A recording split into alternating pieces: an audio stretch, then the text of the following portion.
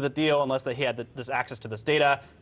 Twitter basically said, okay, sure, here's the data. And so now they're forcing his hand, I think, to push this deal through to its conclusion. And we'll see if he really takes over. Mara, I think the answer to Elon Musk is there's never an answer. There are more questions and never many answers. He is an enigma. It's not even clear if he's intentionally enigmatic as kind of a trolling of the public or if it's just an expression, an authentic expression of his personality. Lots of questions, no answers. Thanks, everybody. Great conversation. Stay with us now. Dana Bash up next with live coverage of that guns deal from the Senate.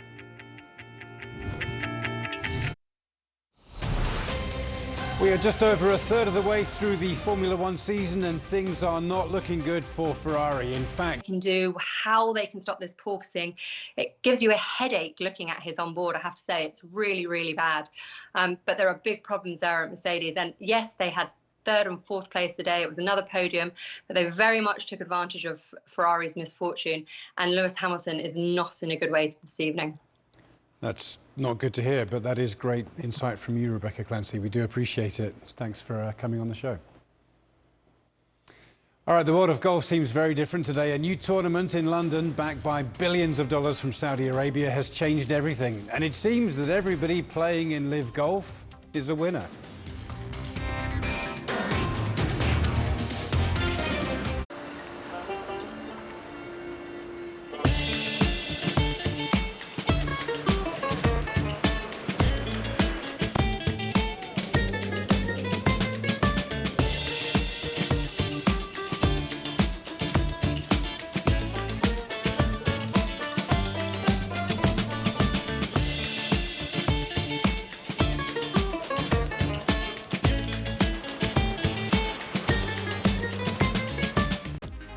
Back in person, the 2022 Afreximbank annual meetings will bring together high-profile continental and global leaders to harness and leverage Africa's incredible potential. Register now.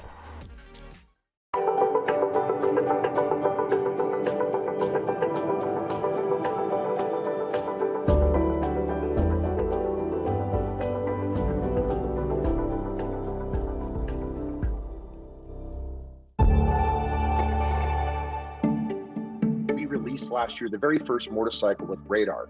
And what that's allowed us to do is to be able to put some technology in the motorcycle that gives features of safety for the rider, including blind spot indicators that's been used on cars for years. So we're not only dedicated to that performance, but also to try and improve our environmental impact and also the safety for the riders themselves. We've missed the globetrotting and adventures, and we're longing to get out and go. This is living. Uncovering a city's DNA. Look at that. Meeting people who will share its secrets. It's going to be very cold. And making discoveries that wow. We're not doing that again. It's a world of wonder. Gorgeous. Now, go and see it. Saturday on CNN, in association with Turkish Airlines. Welcome back. This has been a seismic week in the world of golf. And after the inaugural tournament in the Breakaway Live Series was played near London, nothing will ever be the same again. The PGA Tour stop this week is in Toronto, and the final round of the Canadian Open will be played in the coming hours. It is a star-studded leaderboard. The defending champion Rory McIlroy made 6 birdies on Saturday, signing for a 5-under-par round and a share of the lead. He is tied with the American Tony Finau, whose terrific birdie putt on the 18th was his 8th birdie of the day. He was quite brilliant. But they should both be keeping an eye out for Justin Thomas, who came from 7 shots behind, remember, to win the PGA Championship in Oklahoma just last month. Thomas is only 2 behind here. But whatever happens in Canada, it's already been upstaged by the Saudi-backed Live Golf tournament in London. The winner in Toronto will have played 4 rounds and will bank $1.5 million. Now, up until this week, that would have seemed like quite a lot of money. But on Saturday, Charles Schwartzel completed just 3 rounds of Live Golf and walked off with $4.75 million. $4 million of that haul came following the former Masters champion's one-shot victory in the 54-hole individual stroke play competition at the Centurion Golf Club. The The 37-year-old from Johannesburg had a 3-shot lead overnight, but in the end he had to settle for a 1-shot victory over his compatriot Hennie du Plessis. In just one tournament, Schwartzel pretty much matched what he had made over the last 4 years on the PGA Tour. His paycheck was boosted even further because he was also part of the 4-man team that triumphed. They got $3 million to share between them. There has been so much criticism leveled at this tournament, accusations of blood money because of Saudi Arabia's poor record on human rights, but Schwartzel says that doesn't bother him. Where the money comes from is not something that I've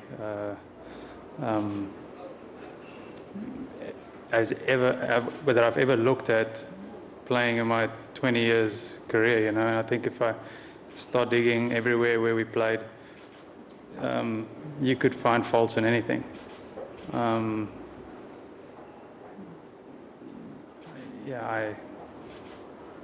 It's a question there that's just hard for me to answer. So what happens now? More and more players are joining this new series, and the PGA Tour, which has been established for almost a century, is suspending those players that do. A breakaway tour has been mooted for decades, and although it's been hyped a lot in recent months, it didn't become real until now. But it is very, very real and a massively disruptive influence in the world game.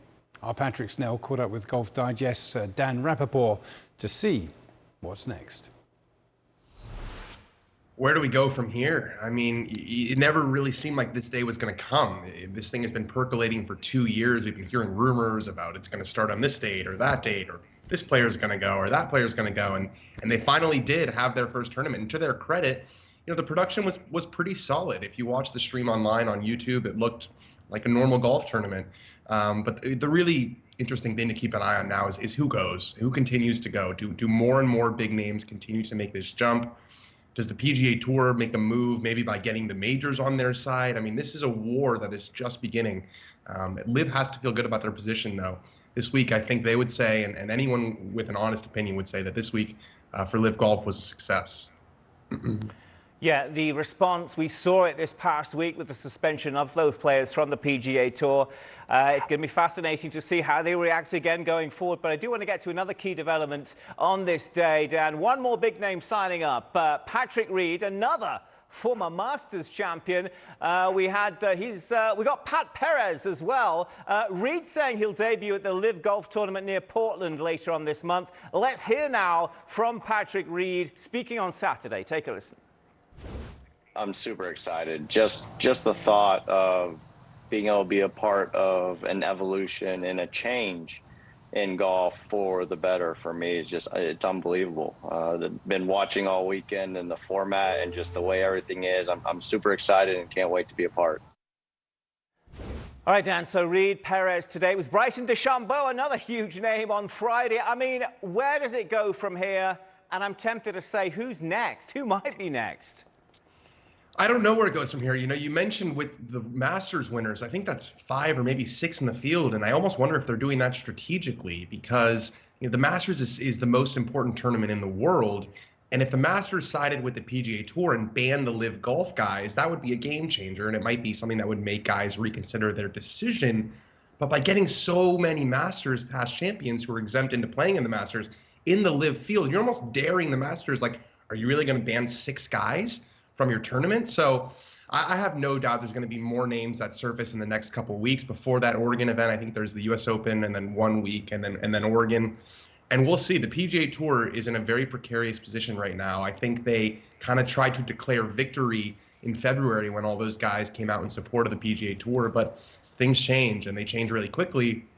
And I wonder if, you mentioned the 2 biggest names in the field, Dustin Johnson and Phil Mickelson, they finished way down. The top 5, none of those guys were really big names. Charles Schwartzel, obviously a major champion, but the guy who finished second, Hennie du Plessis, not a PGA Tour player. I mean, he made a crazy sum of money, millions and millions of dollars. And I'm sure there are a lot of PGA Tour players who are looking at their phones and seeing that leaderboard and saying, that guy made that much money? So, again, this is a really, really wild, once-in-a-generation time in our sport. And it feels like every day things keep evolving and it's changing really, really rapidly. Yeah, and we are following it every step of the way. I think the 48th place finisher, I think there was like $120,000 on offer. It's just quite staggering. I do want to ask you about Greg Norman, though, because he's a famous former player from Australia in his own right, Dan. He's the Live Golf CEO. Listen to what he had to say after play concluded on Saturday. To see the way the players have reacted over the last 3 days and see the performance on the golf course, that the way they have, the excitement, it's a new energy to the game of golf. I'm extremely proud to be here as a CEO and the commissioner of this Live Golf. We've got a tremendous future ahead of us. This is just the start. Trust me, this is just the beginning. Dan, just the start, just the beginning. What do you make of Norman's words, and how would you grade his performance this week?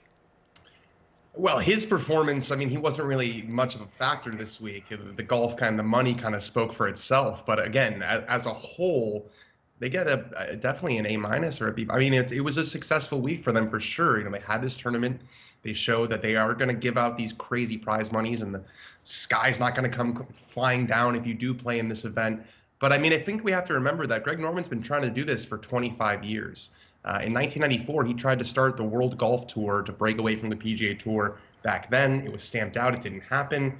And he was embarrassed by that whole ordeal. So he's had an axe to grind with the PGA Tour for a really, really long time. And I'm sure he's feeling very triumphant. You know, when the Phil Mickelson interview came out and all those top players came out and said, I'm sticking with the PGA Tour, you know, Norman was in a difficult position. But, it does seem to have kind of swayed in his direction over the past couple months. He's obviously feeling very emboldened. He's feeling very confident. He's feeling very bullish about his future.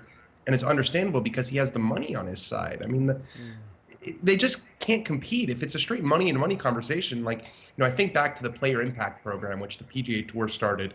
It was a $40 million fund to basically give out to its biggest stars as a thank you for bringing attention to the game. It was $40 million total for 10 guys. Phil Mickelson got $200 million total, $200 million to join this league. Dustin Johnson got $125 million. Bryson got $100. I mean, the PGA Tour, no matter what they do, cannot compete with that type of money. So it's a really, really difficult position to be in. They don't have a lot of leverage because they don't control the major championships. And I would not want to be an employee of the PGA Tour right now, just because I don't know what you go from here. I don't know what more you can do. These are fascinating times for sure. That's Dan Rappaport with Patrick Snell. All right, still to come on World Sport, we've got some shock and awe. Which basketball player caused this young fan to drop his jaw in total amazement?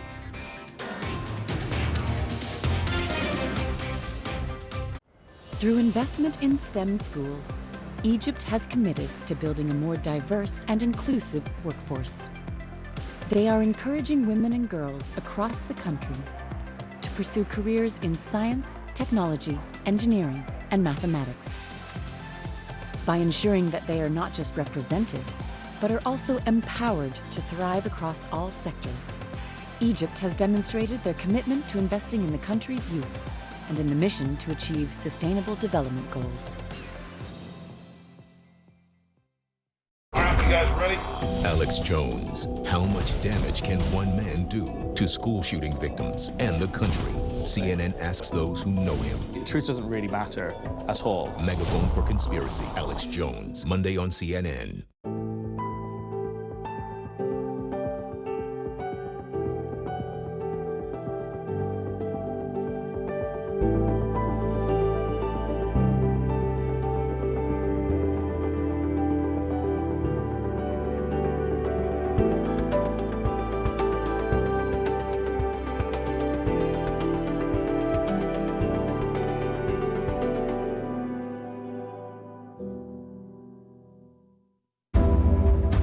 Our mission here at CNN.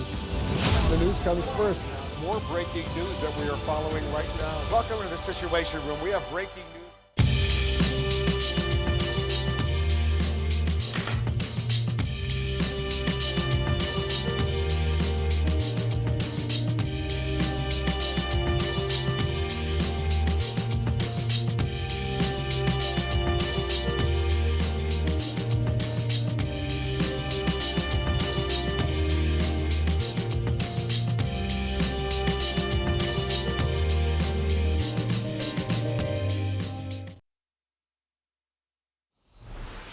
Welcome back. The grass court season is the shortest of the 3 seasons in tennis, and all of the events are used by the players as a build-up to Wimbledon. However, the All England club's stance on the war in Ukraine and the decision to ban all Russian and Belarusian players this year means that some of them will not be going to London this summer.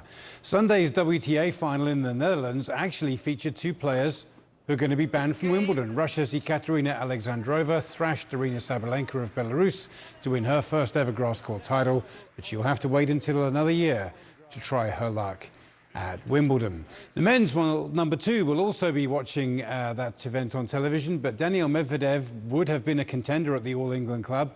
Medvedev made it to the final in the Netherlands, where he was stunned by the world number 205, Tim van Rijthoven. It was an absolutely massive upset. The Dutch wildcard coming from nowhere to beat the top seed and claim his first ever ATP trophy.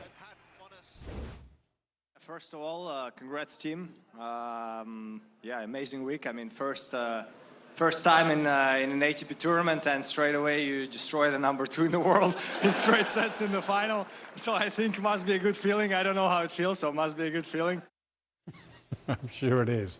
All right, they say that lightning doesn't strike twice. Well, the laws of physics don't apply in hockey, apparently, where the Tampa Bay Lightning might be about to strike 3 times.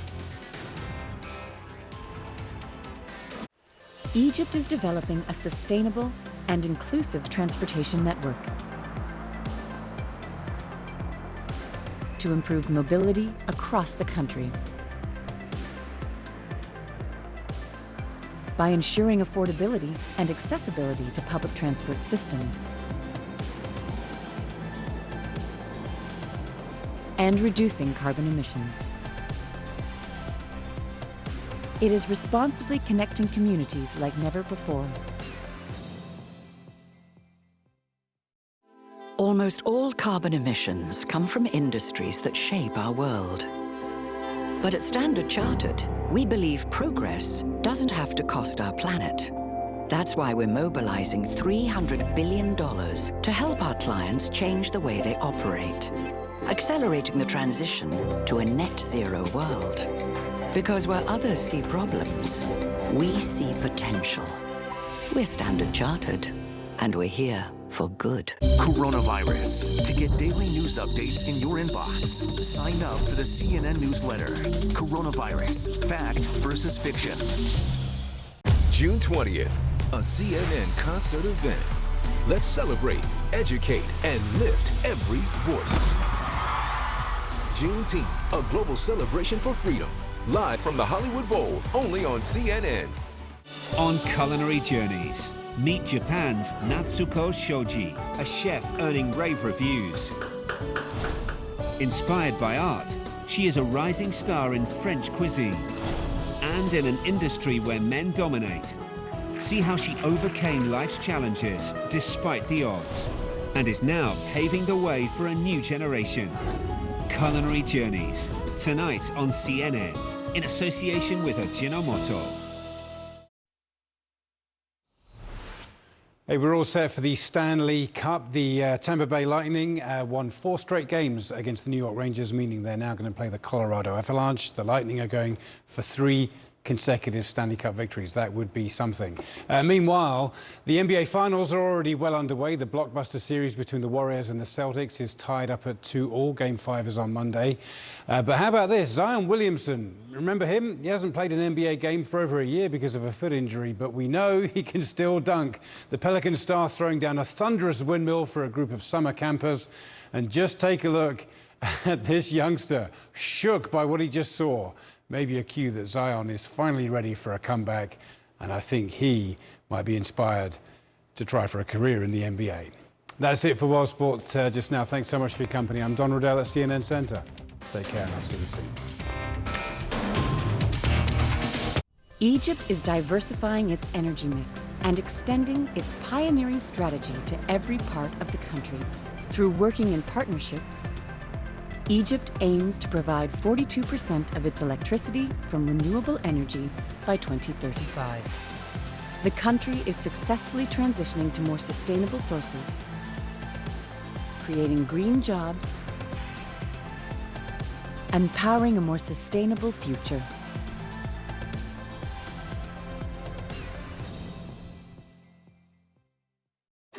Advancement. Adaptation.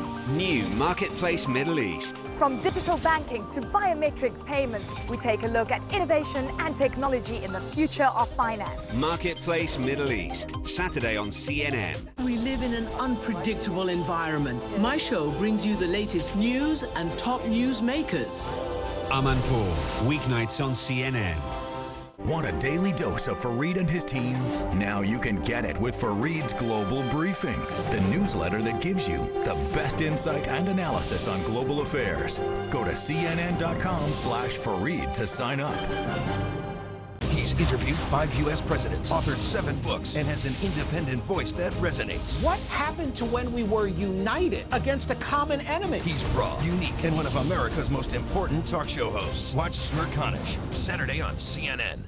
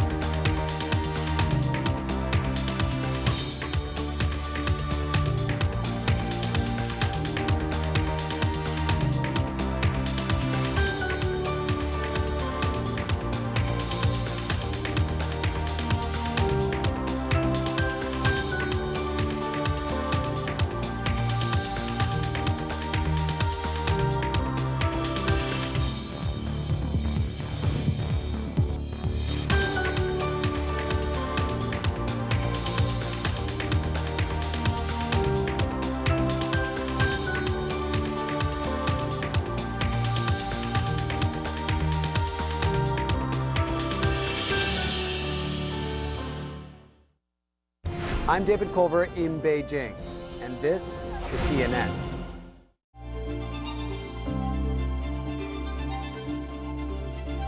Inside Africa, in association with Zenith Bank.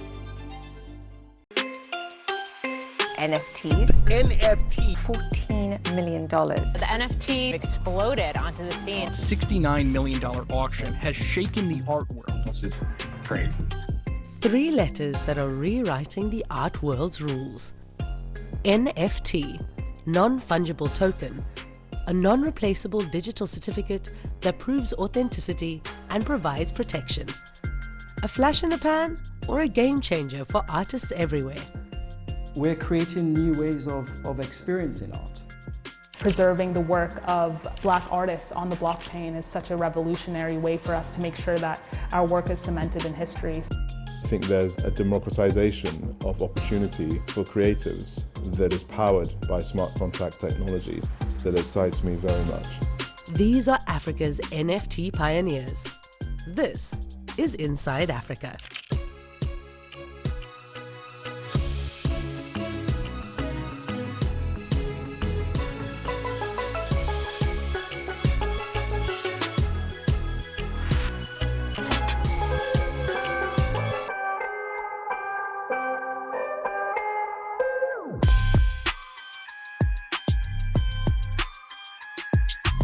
An artist is anyone who creates an artifact, an object, and embeds a cultural payload into it. The real skill of the artist is not the representation. It's how do you embed cultural payloads and narratives within objects or representations. Every body of work that I come to, I bring that energy. We're in my studio. I love images and I need to have images in my life. You know, many of the pieces I've created and many of the pieces that I've collected are also on display because they give me visual triggers. The work of award-winning artist Ade Adekola deals with issues including everything from migration to globalization. As an artist, I have a duty of responsibility to the society in which I live, wherever that may be, but currently it's Nigeria, and that is to find a way of amplifying Nigerian culture. This piece is from a series called Fabrics of a City. It's a photograph of Lagos Marina. It's made as a mosaic of different photos of Lagos. So I think there are something like 4,000 different images in the piece. I am essentially borrowing from the textiles tradition fabric. I am weaving together different aspects or vistas of the city. And it's metaphorically, what the body of work is trying to communicate is that, a city is a complex intertwining of different positions, architecturally different views, from a social perspective, different people, different actors. And this is uniquely Lagos. I try to amplify in a contemporary style of representation, traditional things that are Nigerian, African, and that's how I embraced my journey into NFTs. For me, when you walk into a space where there are no references, the first thing and the duty of an inventor and also an artist is to make meaning. Anything in the digital sphere can be minted as an NFT and sold in cryptocurrencies. This is providing opportunities to artists throughout the continent. The easiest thing to do is to mint an NFT because you just sort of learn the technical process. But there's very little meaning, right? So you learn the process of the channel, and then you've got to learn the subculture. And the subculture is very, very, very rich and also very, very, very active and dynamic. It changes all the time.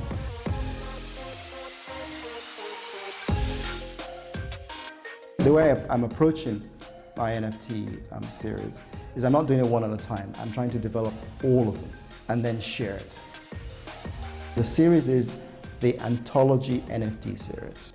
This one is the anthology of an African wedding, the triptych version in a light box. In film, an anthology is a story within a story. So in a way, my NFTs are an NFT within an NFT. So there's a uniform language, and there are 7 of them.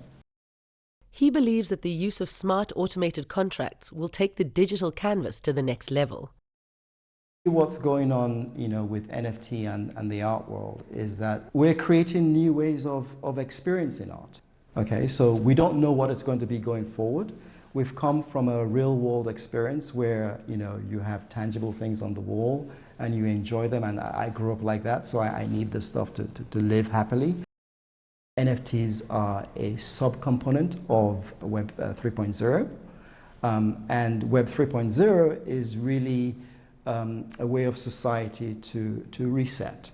So I think that we're really at a point in time today where we're about to go through the same degree of change that we went through when we moved from the agrarian economy to the industrialized economy. While he has been creating NFTs, this man has been collecting them. Misan Harriman rose to prominence covering the Black Lives Matter movement in the UK. The following year, he became the first black photographer to shoot the prestigious cover of British Vogue. He believes that the movement from physical to digital can break down barriers to entry into the global art market and, in turn, secure future earnings for creatives. The technology that's empowering the art is going to live very well with the traditional art world. It's going to amplify what art is and democratize merit-based opportunity for creatives. The exhibitions that are happening digitally by African artists supporting themselves is a really, really powerful movement. Imagine the next Picasso lives in Niger, and because of the lack of opportunity, they have to put that paintbrush down. Or the next Gordon Parks, right, is in Johannesburg. And he or she has to put that camera down because they just need to get on and earn a living and feed their family. That's a tragedy that NFT technology can make sure won't happen.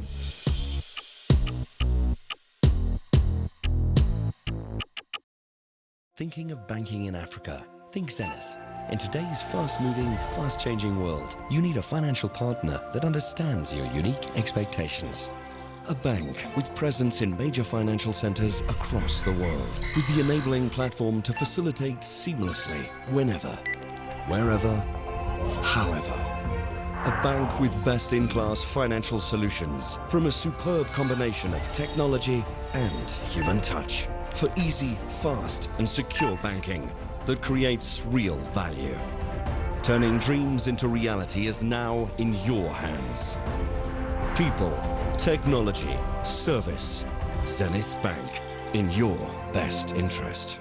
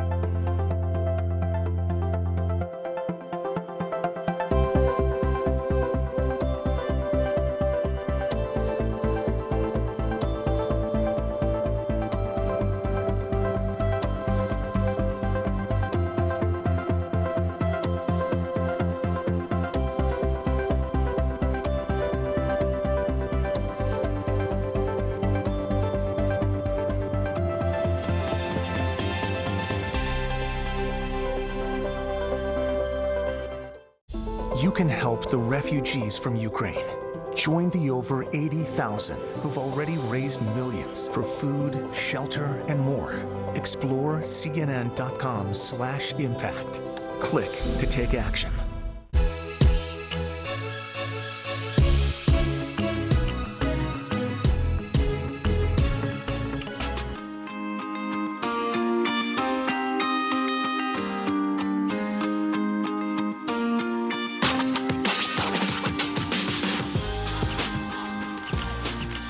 I really try and explore identity related to being a Black woman in contemporary society, and how we are usually portrayed in this like hard light and supposed to be strong. But in my work, I try and subvert that general idea to more showcase these women as, you know, confident but still vulnerable.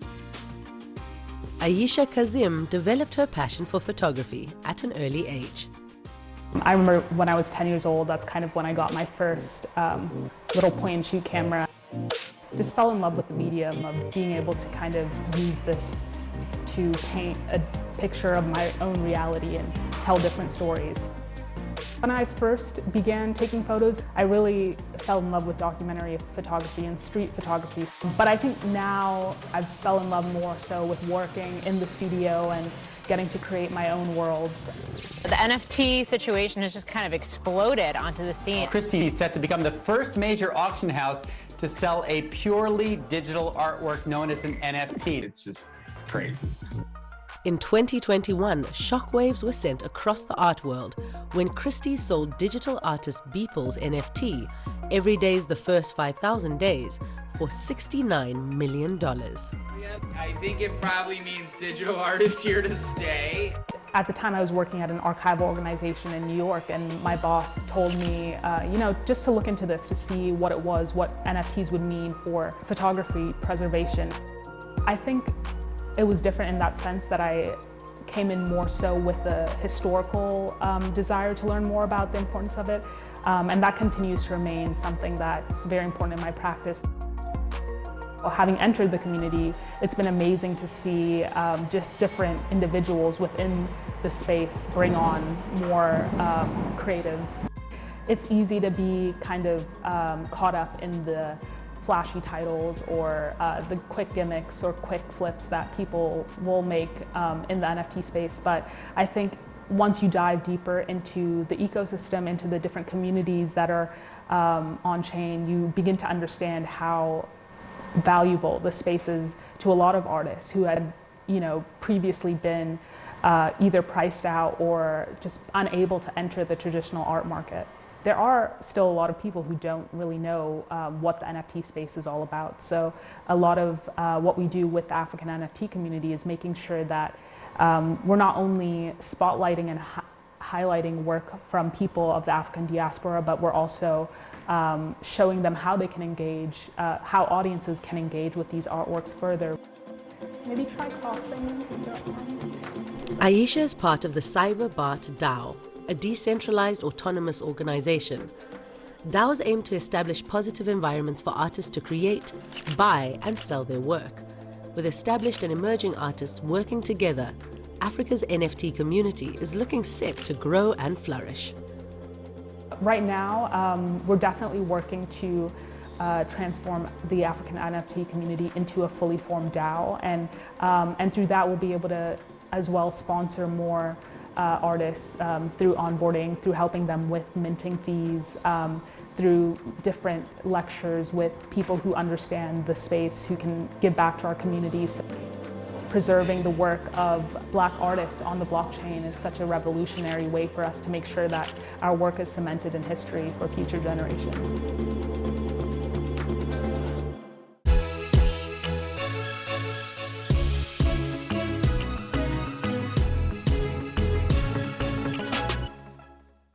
Thinking of banking in Africa? Think Zenith. In today's fast-moving, fast-changing world, you need a financial partner that understands your unique expectations. A bank with presence in major financial centers across the world, with the enabling platform to facilitate seamlessly, whenever, wherever, however. A bank with best-in-class financial solutions from a superb combination of technology and human touch for easy, fast, and secure banking that creates real value. Turning dreams into reality is now in your hands. People, technology, service. Zenith Bank, in your best interest. I want to go now to an incredible story of survival. Could all this spending lead to a bigger economic crisis? Or would you do it all again in terms of being a nurse? I want to help people more than I ever have. Aaron Burnett out front on CNN.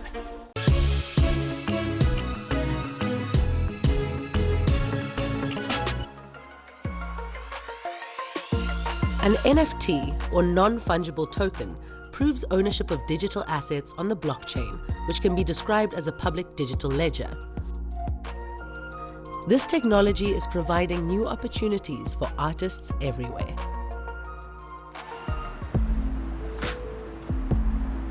Rayan El Nile blends her architectural background with magic realism to bring fictional spaces to life. When I was studying for my thesis, I was looking for a language that was a lot like Surrealism, but unlike Surrealism, was more concerned with everyday life, the mundane. I was looking for a language that suited everyday life, but was still quite abstract and uses tools that tells narratives in a slightly unconventional way. I think some of the pieces I create are very detailed, and sometimes I get a little disappointed when they come out as prints because sometimes it loses that detail. And I think what I found exciting about NFTs is that there's an opportunity to have them at very high resolution where people can zoom in and see more and more detail into just one image. Sometimes when you're designing or creating things digitally, it doesn't always translate well in physical, and vice versa.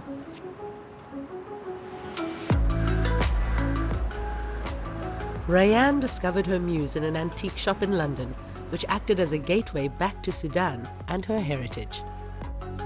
We're in the Al Faiz antique store, and right now we're in the Al Faiz ward.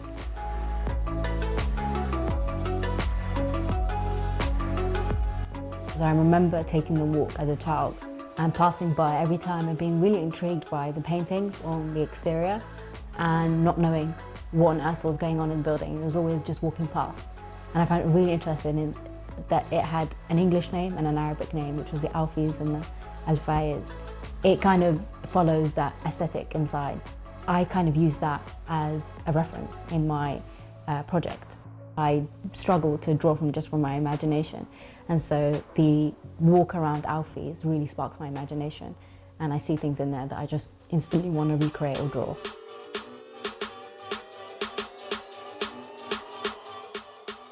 This historical connection is crucial to Rayan when it comes to preserving Sudanese culture in a digital age. I am actually excited for, say, Sudanese artists to create NFTs because I think the lack of documentation that I was seeing with previous works, you know, whether it was with architecture or art or literature or reading about Sudanese writers not earning from their novels that were printed, you know, worldwide. I think it's a great opportunity for people to not just make money off of their hard work, but also have it documented. The great thing is that it's all transparent, you know, anyone can see your NFTs and everyone can see, you know, what NFTs you own as well. And so I think there's like a great opportunity to document things on the blockchain and actually have people see our work.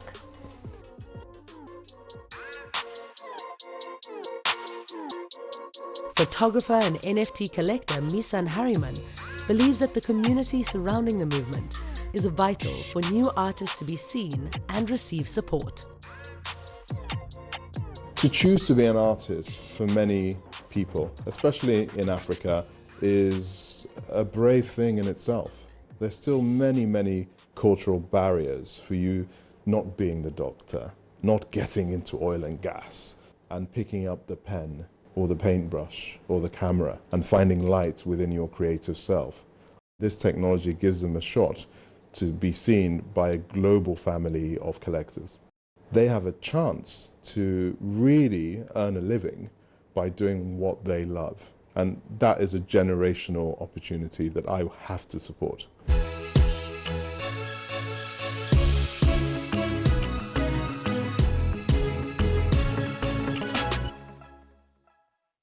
Thinking of banking in Africa? Think Zenith. In today's fast-moving, fast-changing world, you need a financial partner that understands your unique expectations. A bank with presence in major financial centers across the world, with the enabling platform to facilitate seamlessly, whenever, wherever, however. A bank with best-in-class financial solutions from a superb combination of technology and human touch for easy, fast, and secure banking that creates real value. Turning dreams into reality is now in your hands. People, technology, service. Zenith Bank, in your best interest. The world's biggest business stories. From every corner of the globe. Marketplace Africa, Asia, Europe, and Middle East.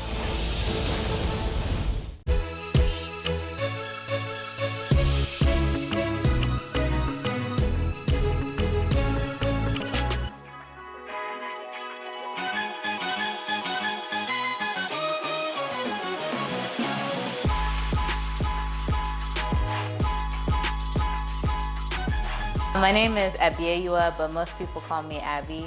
I'm a multidisciplinary artist and curator. I've been interested in art since I was a child. I was always drawing pictures like based off of the cartoons I watched. So the work that I'm working on today is just based off of my childhood. It's a character that like represents my younger self, and I did create it based off of photos that I have. In my art, I like to focus on positivity, because in the past I used to focus on negative aspects of what it's like to be a Black woman and the criticism that we have to deal with. But now I focus on more positive things about being a Black woman. Abi first found like-minded artists on the app Clubhouse, an audio chat forum designed to spark community and debate. The African NFT community started on Clubhouse, which is like an audio app where people like come together and discuss certain topics. Our community represents the larger African community, but because our community was created, people have been able to do meetups. Like there's a Nigerian community and they do meetups often, and they have exhibitions in Nigeria. There's also one in Kenya. I believe there's one in South Africa. So like the artists that are in the same countries do like to meet up. They like to collaborate in person, and they like to, you know, put on art shows themselves. Abi is doing the same in the US city Chicago, where a thriving Africa NFT movement has come together.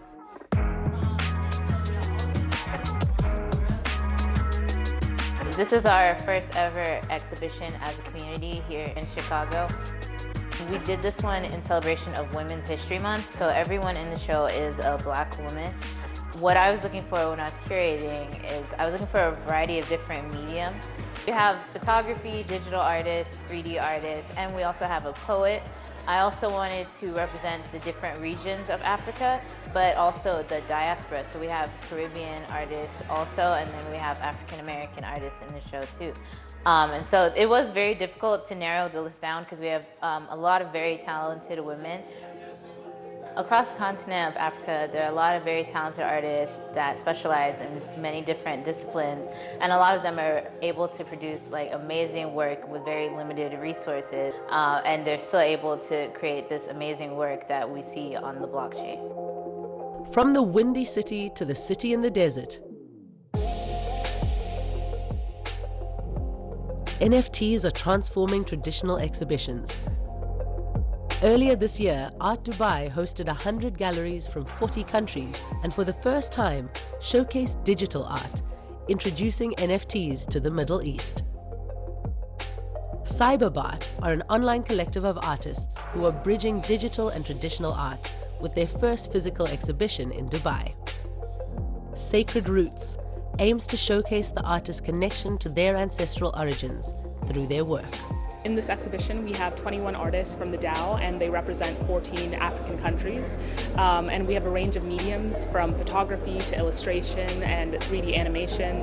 And a lot of the artists are living primarily on the continent, but we do have some who have roots, for example, in Nigeria, but currently live in the US or in other parts of Europe.